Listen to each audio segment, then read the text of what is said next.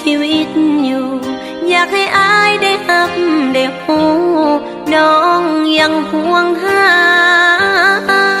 กินบ่ได้วันอายจากไปน้ำตาไหลย้ำคิดพอนาได้แต่ถามกับสายลมว่าอายไปอยู่ไสหากว่าบุญของน้องยังมี